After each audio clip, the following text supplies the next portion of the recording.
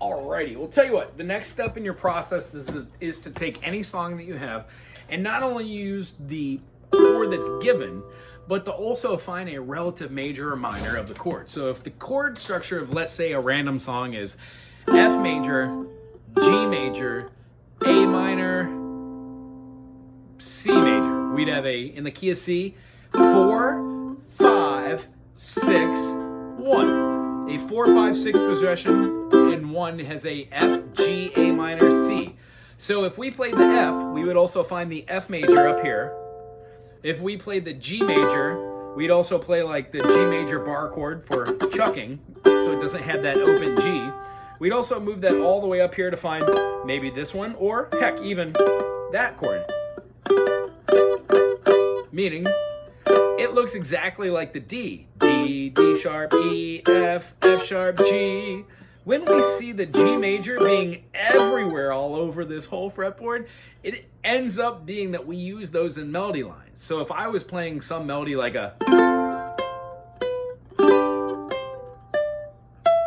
and I go up to this high C, but I'm playing A minor, I don't want to stretch that whole A minor right here to that C note, so I just play this A minor, because it's an inversion of this. If we've got a G major, and we could play a G minor, and we could take our finger and put it down here and play the finger that we had here, we have G minor, G sharp minor, A minor.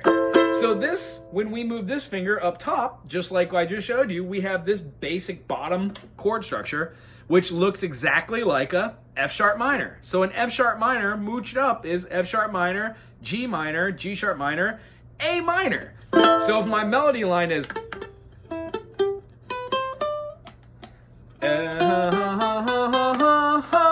I would have a F, F, G to a C.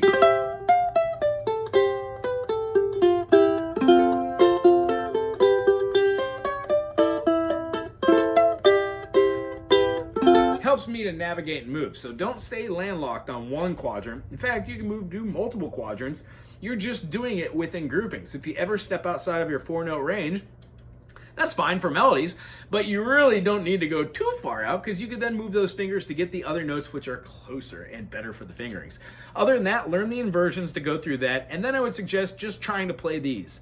Open C, D, open E, F, G, open A, B, and C. That's a major. Whole step, half step, whole step, whole step, whole step, half step. So a whole step, half step, whole step, half step is a major. Rather than playing the open notes this time, C, D, open E, F, G, open A, B, C, play them fretted. C has to be open, but D to E can be on the 4th fret. When we go to F, we could play F right here, G right here, A right here, B right here, and C right above it. First finger.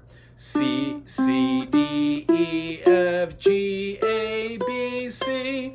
That's how we move from one quadrant to the next. If I wanted to go up 2 quadrants, C, D, E, F, G, A, B, C.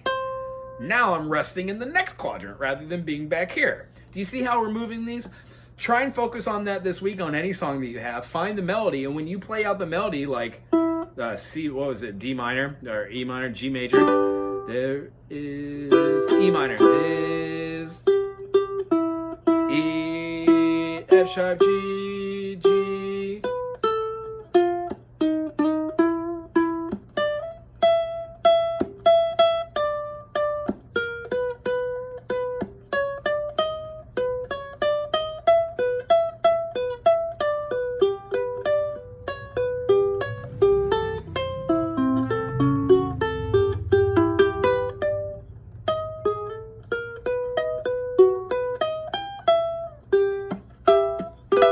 All the chords you're going to need are going to be over the top of that melody.